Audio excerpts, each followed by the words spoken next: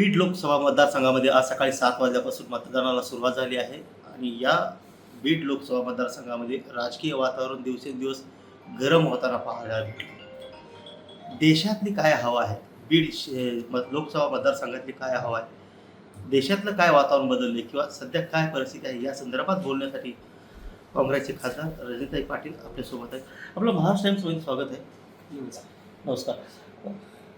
हवा का रुख किस तरफ है? हवा का रुख ये हमारा कांग्रेस पार्टी और जो इंडिया गठबंधन है उसकी तरफ है. मोदींनी जे आश्वासन दिली होती सुरुवातीला 2014 पासून 2019 तर 2024 उजळते, यातली किती आश्वासनं पूर्ती झाली असं आपल्याला वाटतं का? संपूर्णचे संपूर्ण आश्वासनं ही एक जुमला असं अमित शहाने सांगितलं होतं राज्यसभेमध्ये. तो एक जुमला होता, चुनावी जुमला बोला त्यांनी हा शब्द वापरला होता. आणि कुठल्याही आश्वासनाची पूर्ती 15 लाख आले ना, यांनी महागाई कमी केली. स्मृती इराणी दररोज सिलेंडर डोक्यावर घेऊन फिरायच्या, महागाईतूनच सिलेंडरची किंमत 1100-1200 रुपयावर गेली. ना यांनी महिलांना सुरक्षा दिली. आपल्याला आठवत असेल त्याला असं जाहिरात होती की जर तुम्हाला महिलांना न्याय द्यायचा असेल तर भारतीय जनता पार्टी निवडून द्या. म्हणून तो आज मणिपूरची परिस्थिती काय, मणिपूरमध्ये महिलांना लग्न करून त्यांची दंड काढली जाते.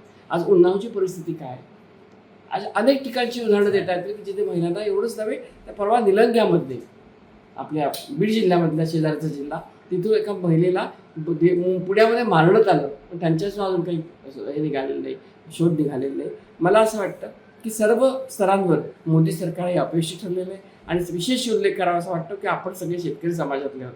शेतकऱ्यांना ज्या पद्धतीचा उद्रेक वाटतोय, कारण त्यांना MSP तर जाऊ द्यात, परंतु सोयाबीनच्या बाबतीमध्ये शेतकऱ्यांची निराशा झालेली, कापसाच्या बाबतीमध्ये झालेली आहे. आणि त्यामुळे शेतकरी सर्व देशातले शेतकरी अक्रॉस द कंट्री हे सगळे आंदोलन करून ज्या देशामध्ये शेतकऱ्यांच्या पुढे शहीद नाव लावलं जातं, ह्याच्यामुळे देशाचा कुठला आपण होऊ शकत नाही. की या देशातले जवळजवळ 70 आमचे शेतकरी शहीद व्हावं लागले त्यांना आपल्या मागण्यांसाठी.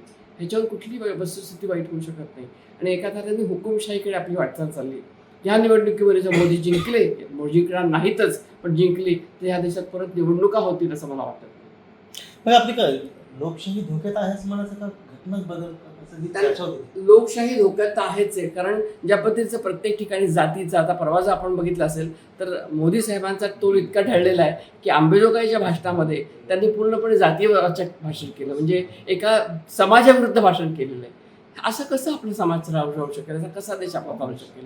आपला देश सर्वांना घेऊन जाणारा देश आहे. आणि अशा परिस्थितीत जर तुम्ही एका धर्माला वेगळं केलं, जातीला वेगळं केलं, तर अशा पद्धतीने देश पुढे जाऊ शकणार नाही. अच्छा, संविधान बदलण्याची चर्चा मध्यंतरी माध्यमाच्या माध्यमातून सर्वत्र होते.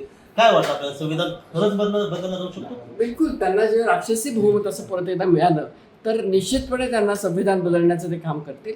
आणि त्याच्यामध्ये त्यांना त्यांच्या सोयीचं आरक्षण असतील, जे गैरसोयीचे मुद्दे आहेत ते गैरसोयीचे मुद्दे टाळण्याचा प्रयत्न करतील ते. आता राहुल गांधींनी जे मध्यंतरी पदयात्रा काढली होती, म्हणजे कन्याकुमारी ते जम्मू काश्मीर आणि कलकत्ता ते मुंबई, या पदयात्रेचा काही परिणाम लोकांवर झाला असं वाटतं? हे बघा, मी आपल्याला अतिशय आवर्जून आणि नम्रतेने सांगू इच्छिते, आमचा काँग्रेस पक्षाचा जाहीरनामा तुम्ही बघितला तर तो जाहीरनामा हा फक्त आणि फक्त त्यांच्या भारत जोडो यात्रेतून, कारण त्यावेळेला मी स्वतः लेह लडाख जम्मू काश्मीर याचे प्रभारी होते आणि तिथे प्रत्येकाला ते भेटायचे, प्रत्येक समूहाला ते भेटायचे आणि त्यांच्या अडचणी विचारून घ्यायचे. आणि त्या पद्धतीने तो जाहीरनामा झालेला आहे. अतिशय सुंदर स्ट्रक्चर केलेलं आहे. आणि त्यावर प्रत्येकावर नोकरी, पहिली नोकरी पक्की, महिलांना 1 लाख रुपये, हे इतके चांगलं की जाहीरनामा नुसतं जरी आम्ही लोकांपर्यंत पोहोचू शकलो तरी लोक आम्हाला निवडून देतील अशी परिस्थिती आहे.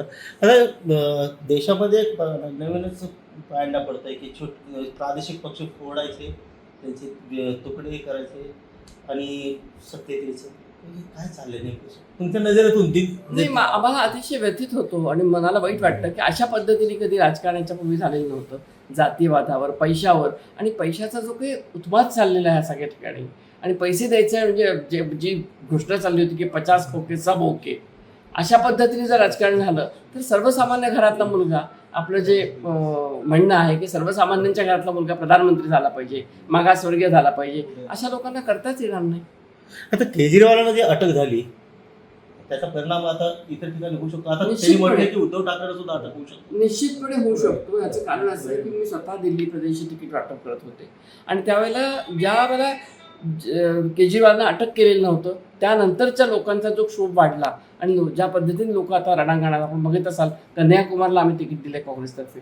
ज्या पद्धतीने लोक कन्हैयाकुमारच्या मागे उभे राहतात, ज्या पद्धतीने उदित राजच्या मागे उभे राहतात, मला असं वाटतं की एक अतिशय चांगलं वातावरण ह्या उद्रेकामुळे झालेलं आहे. नाही तर कदाचित चांगलं होईल. याच्यात काहीतरी म्हणतात ना की विष प्याल्यानंतर चांगलं विषाचा प्याला जसं शंकरांनी प्याला होता, तसं त्यांना काहीतरी चांगल्या प्रकारचं लोकशाही सुदृढ होईल याच्यामध्ये.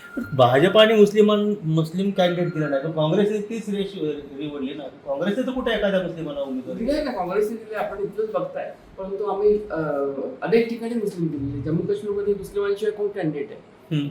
ते सगळे मुस्लिमच आहे. परंतु हे बरोबर आहे आणि ह्याचा उल्लेख आमच्या नेत्या सोनिया गांधी या कमिटीची, काँग्रेसची election committee, central election committee ज्याला CEC असते, त्याला त्या मला म्हणाल्या होत्या की आपण मुस्लिमांना तिकीट दिलं पाहिजे. आपण नुसतं तोंडाने बोलतो, परंतु दिलं पाहिजे. परंतु त्यावेळेच्या परिस्थितीप्रमाणे सगळे निर्णय घ्यावे लागले. पण मला असं वाटतं की जरा वातावरण शांत झाल्यावर परत एकदा पूर्वीसारखे सगळे लोक येतील. आपण जर बघितलं असेल तर मुस्लिमांना राज्यसभेमध्ये घेण्याचं काम हे काँग्रेसने केलेलं आहे. आपल्या महाराष्ट्रातनं घेतले, बाकीच्या स्टेटमधनं घेतलेले. त्यामुळे राज्यसभेपेक्षा लोकसभेचं त्यांनी आलं पाहिजे आणि ते वातावरण होईल तयार. पण ते वातावरण तयार करण्याचं काम हे आपल्या सगळ्या लोकांचं आहे. हे देशामध्ये जे कमकुवत होत चाललेली काँग्रेस आहे, त्याला नवसंजीवनी भेटेल असं वाटतं का? निश्चितपणे नवसंजीवनी भेटलेली आहे. फक्त ते कसं आहे की खोटं बोलतात आणि रेटून बोलतात भाजपची लोक. आमची लोकही तशी खूप सामान्य लोक आहेत, म्हणजे सामान्यपणाने आपला विचार मांडतात. ज्या पद्धतीने आज प्रियंकाजी पुढे येतात, राहुलजी पुढे येतात, निश्चितपणे ते वातावरण तयार होईल. बीड जिल्ह्यामध्ये आता ना OBC विरुद्ध मराठा असं एक चर्चा आहे की दुही निर्माण करण्याचा प्रयत्न केला जातो.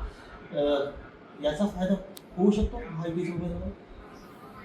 मला माहिती नाही की म्हणजे स्वतःच्या वैयक्तिक फायद्यासाठी अशा पद्धतीने आपण काय करत असू तर ते चुकीचं आहे. कारण या बीड जिल्ह्यामध्ये आपल्याला इतिहास माहिती असेल, या बीड जिल्ह्यामधून वेगवेगळ्या समाजाचे, वेगवेगळ्या जातीचे लोक प्रत्येक वेळेला खासदार म्हणून निवडून आलेले आहेत.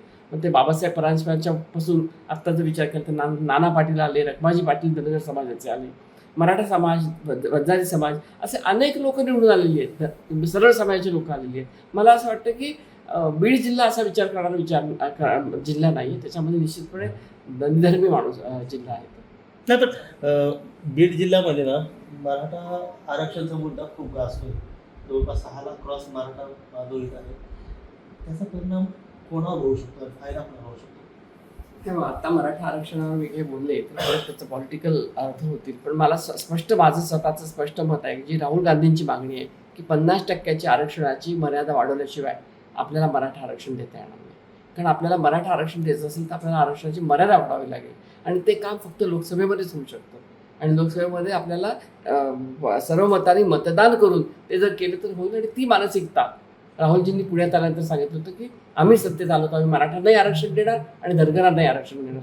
ती मानसिकता फक्त राहुल गांधींचीच आहे. एकेकाळी धनंजय मुंडे आणि पंकजा मुंडेवर चिक्की घोटाळ्याच्या संदर्भात राळ उठवली होती. आज ते धनंजय मुंडे पंकजा मुंडेचा प्रचार करतात. कसं वाटतं तुम्हाला?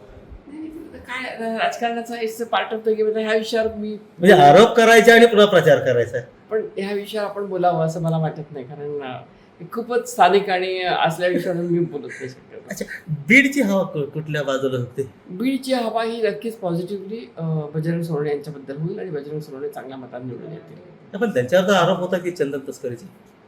तेच सांगते आपल्याला की तस्करीचे आरोप हे ते ह्याच्यावर आपण बोलणं बरोबर नाही. आपण ज्याला विचार करतो लोकसभेच्या निवडणुकीच्या, त्याला आपलं फार पर्स्पेक्टिव्ह मोठं असलं पाहिजे.